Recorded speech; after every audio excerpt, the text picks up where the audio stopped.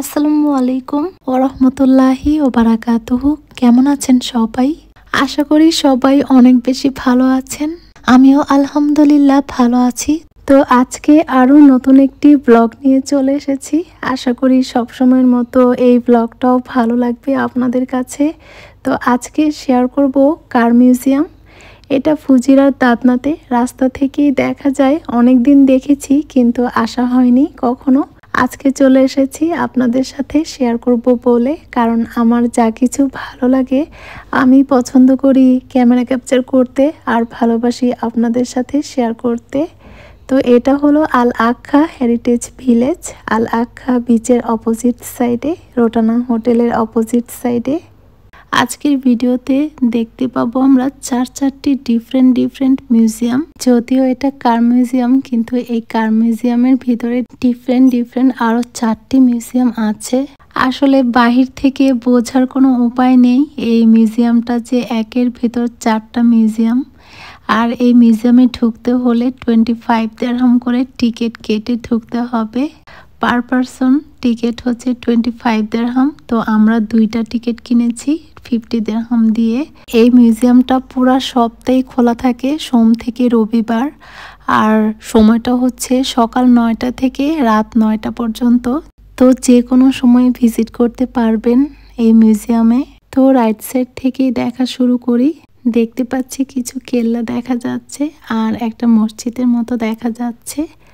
আর এই মসজিদটা কিন্তু মসজিদ না, এটা আমিও প্রথমে ভেবেছিলাম মসজিদ, কিন্তু এটার ভেতরে গিয়ে দেখি মিউজিয়াম। আর এই মিউজিয়ামটা পুরোটা হচ্ছে পাহাড়ের উপর বানিয়েছে, পাহাড় কেটে কেটে। যেহেতু মসজিদের ডিজাইন করা ঘর, তো ধরেই নেওয়া যায় এটার ভিতরে সব পুরাতন হাদিস কোরআনই থাকবে। তাই দেখছি যত পুরাতন কোরআন, মানে শত শত বছর আগের কোরআন হাদিস এখানে সব। কত যত্ন করে গ্লাস দিয়ে ফ্রেম করে বাঁধিয়ে রেখেছে কোরআনগুলোকে, মাশাআল্লাহ। অনেক পুরাতন প্রিন্ট করা কোরআন। আর প্রতিটা কোরআন ও হাদিসের পাশে ডিসক্রিপশন পেপার দেওয়া আছে। এই ডিসক্রিপশন থেকে জেনে নিতে পারবেন কত সালের এই বইটা, আর এটা কি কোরআন নাকি হাদিস, আর কোন ভাষায় লেখা সব ডিটেলস দেওয়া আছে। আর কোরআনগুলো পাতাগুলো দেখলেই বোঝা যাচ্ছে অনেক ওল্ড এগুলো, কিন্তু কোরআনের পেজগুলো বলে দিচ্ছে শত বছর আগের। এখানে অনেক ছোট সাইজের কোরআনও দেখতে পাচ্ছি, আবার সবচেয়ে বড় সাইজের যে কোরআন সেটাও আছে। অনেক ওল্ড সব কোরআনগুলো, কারণ মিউজিয়ামে তো অনেক বছর আগের পুরাতন জিনিসই রাখা হয়, যেগুলো কিনা অনেক অনেক বছর আগের প্রিন্ট করা সব বুকগুলো। কিছু কিছু কোরআনের ডিটেলস আছে, আবার কোনোটার ডিটেলস নেই। যেমন এই বড় কোরআনটার কোনো ডিসক্রিপশন পেপার বা ডিটেলস নেই, তাই বুঝতে পারছি না যে এটা কত সালের প্রিন্ট করা কোরআনটা।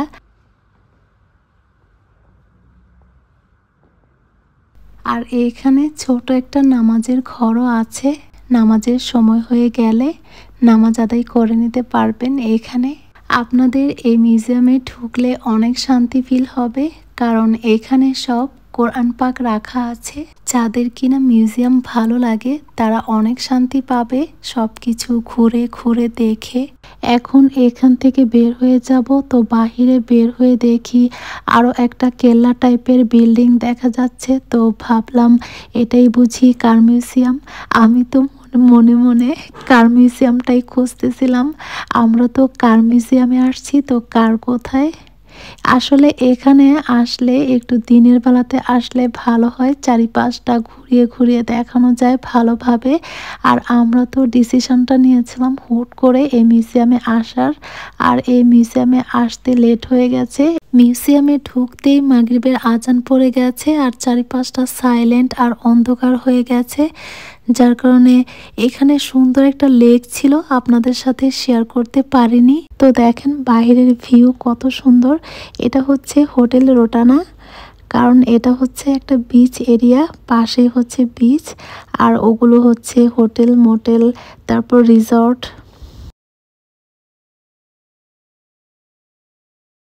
বাইরে কিছু গাড়ি রেখেছে, কিন্তু প্রপার যে গাড়িগুলো আছে সেগুলো মিউজিয়ামের ভিতরে রেখেছে। তো কেল্লা টাইপের বিল্ডিংটাতে ভেবেছিলাম সব গাড়ি দেখতে পাবো। তো এন্টার করে দেখি সব কারেন্সি, মানে হচ্ছে সারা ওয়ার্ল্ডের যত মুদ্রা আছে সেগুলো রাখা।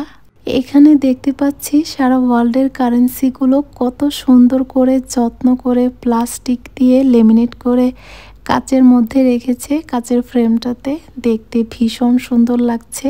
ডিফারেন্ট ডিফারেন্ট কান্ট্রির কারেন্সি ডিফারেন্ট কাচের ফ্রেমে রেখেছে, যাতে লোকজন ভিজিট করতে এসে খুব সহজেই খুঁজে নিতে পারে। কিছু কিছু কান্ট্রির কারেন্সিগুলো কাচের ফ্রেমে করে দেয়ালে বাঁধাই করে রেখেছে, দেখতে ভীষণ সুন্দর লাগছে। আর আমি এই প্রথম সারা ওয়ার্ল্ডের কারেন্সি দেখতে পেলাম এই মিউজিয়ামে এসে।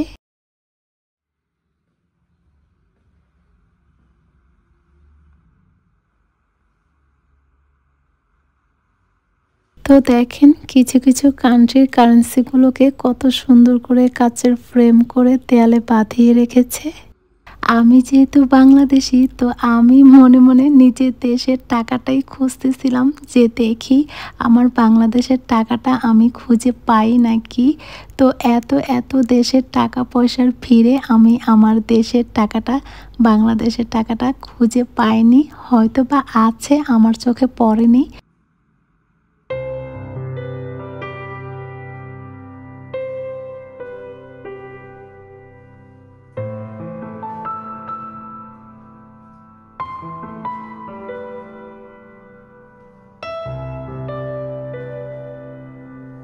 এখানে দেখতে পাচ্ছি কোস্টারিকার কারেন্সি।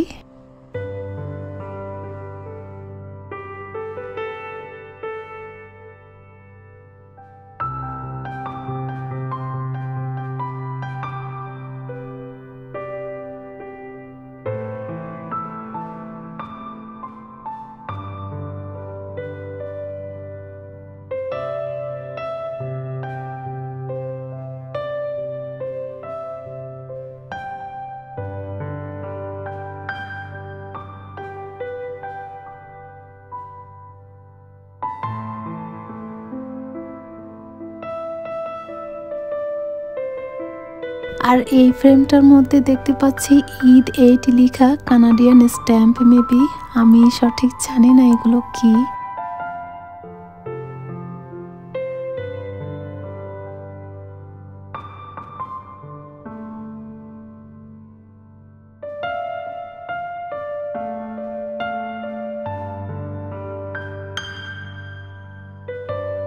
এই ফ্রেমটার মধ্যে দেখতে পাচ্ছি স্ট্যাম্প।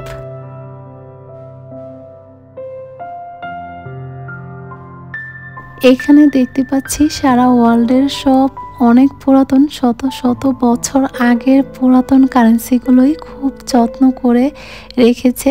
আর কিছু কিছু কারেন্সিতে দেখতে পাচ্ছি স্পেসিমেন লেখা, মানে হচ্ছে আনরিলিজ কারেন্সি। এই কারেন্সিগুলো কখনো রিলিজই হয়নি। স্পেসিমেন যেগুলোতে লেখা, এর মানে হচ্ছে আনরিলিজ কারেন্সি। এই কারেন্সিগুলো কখনো রিলিজই হয়নি।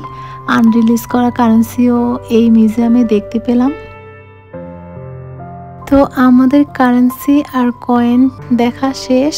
এখন আমরা এখান থেকে বেরিয়ে আবার কারের উদ্দেশ্যে রওনা হব। কার খুঁজবো, কোথায় হচ্ছে কারের মিউজিয়াম।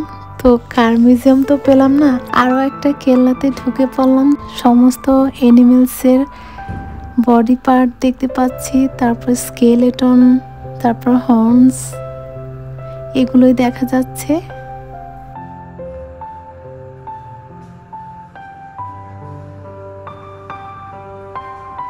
এই ফ্রেমটাতে দেখতে পাচ্ছি স্টারফিশের শেল, আর এটা তো সবাই চিনে, লবস্টারের শেল। দেখতে পাচ্ছি এখানে ছোট ছোট দাঁত দেখা যাচ্ছে, কোনো প্রাণীর দাঁত। আসলে এই ফ্রেমগুলো অনেক উঁচুতে, আমি জুম করে নিয়েছি। অনেক ছোট ছোট লেখা, প্রতিটা অ্যানিমেলসের বডি পার্টের পাশে একটা ডিসক্রিপশন পেপার দেওয়া আছে, সেখানে ডিটেলস লেখা আছে কোন অ্যানিমেলসের কোন বডি পার্টটা, সেটা ডিটেলস লেখা আছে।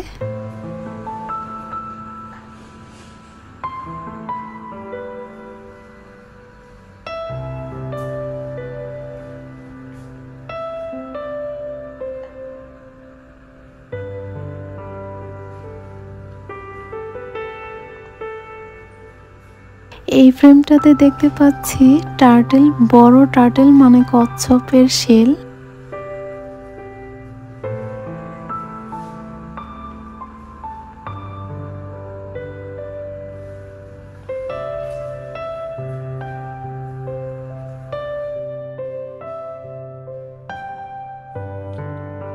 আর এটা হচ্ছে হুইলস বোন।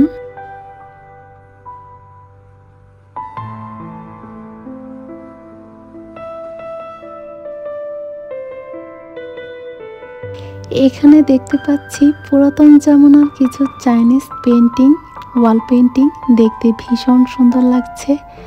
তো এখান থেকে আমরা এখন বেরিয়ে যাব। আমার এখানে একটু ভয় ভয়ও ফিল হচ্ছিল, কারণ চারিদিকটা অনেক সাইলেন্ট। আর এন্ট্রি গেটটা দেখেন কিরকম অ্যানিমেলসের মাথার খুলি দিয়ে সাজানো। তো এখন আমরা এখান থেকে বেরিয়ে যাব, বেরিয়ে আবার কার মিউজিয়াম খুঁজবো, কারণ স্পেসিফিক্যালি আমরা কার মিউজিয়ামে এসেছিলাম কার দেখতে। তো এগুলো আসলে বোনাস আমাদের জন্য। একের ভেতর 4টা মিউজিয়াম দেখতে পেলাম, কোরআন হাদিসের মিউজিয়াম, অ্যানিমেলসের বডি পার্ট মানে স্কেলেটনের মিউজিয়াম, তারপর হচ্ছে কারেন্সি, সারা ওয়ার্ল্ডের কারেন্সি দেখতে পেলাম এই মিউজিয়ামে এসে। এগুলো ছিল বোনাস। আসলে আমরা মেনলি এসেছিলাম কার মিউজিয়ামে কার দেখতে। তো এখন আবার আমরা কার খুঁজবো, কার মিউজিয়ামটা কোথায় সেটা খুঁজবো। তো দেখেন বাহিরের ভিউ কত সুন্দর।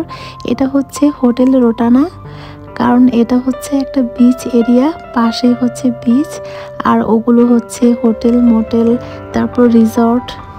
তো কার মিউজিয়াম খুঁজতে খুঁজতে আমরা একটু টায়ার্ড হয়ে গিয়েছি। এখন এত সুন্দর একটা প্লেসে আপনারা আসলেও এখানে ভিডিও বানাতে পারবেন, ছবি তুলতে পারবেন। তো অ্যাট লাস্ট আমরা কারের সন্ধান পেলাম।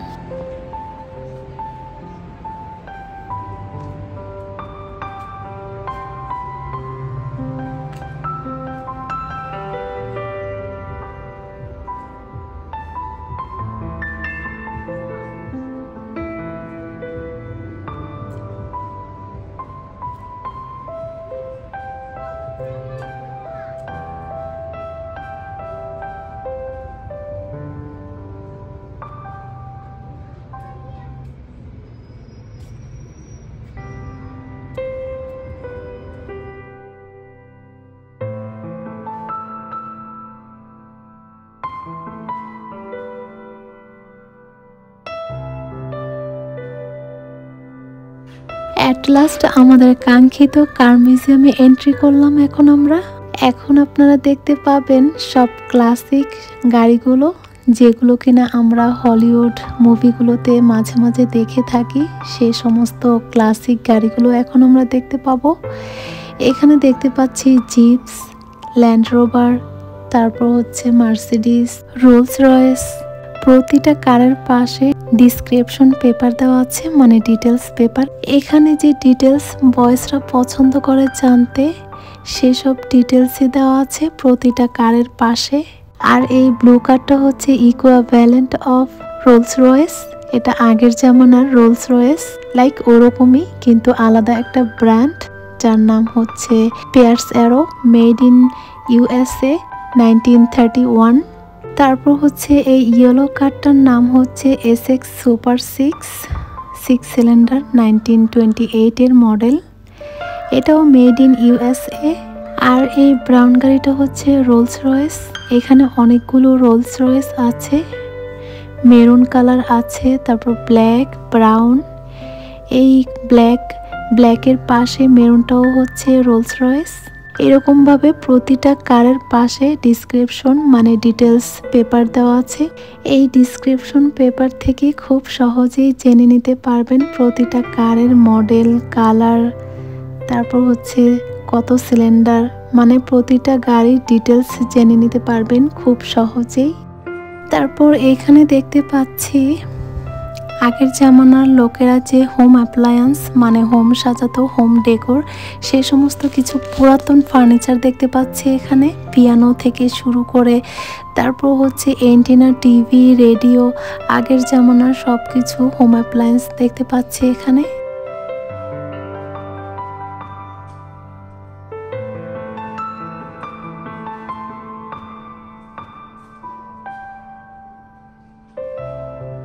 দেখতে পাচ্ছি এখানে ছোট একটা ক্যাফেও আছে। তো পুরো মিউজিয়ামটা ঘুরে টায়ার্ড ফিল হলে এখানে বসে একটু রেস্ট নেওয়া যেতে পারে। আর যত ক্লাসিক কারের পাশে বসে চা কফি খেতে খেতে ভিডিও করতে পারবেন, ছবি তুলতে পারবেন।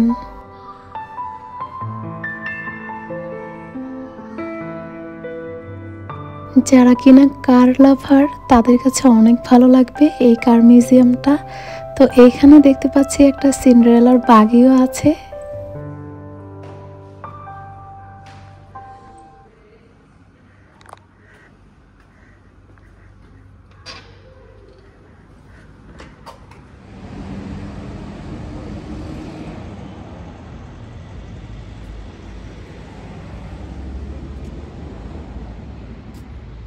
আর কালারগুলোর কথা কি আর বলবো, এত বেশি সুন্দর প্রতিটা গাড়ির কালার।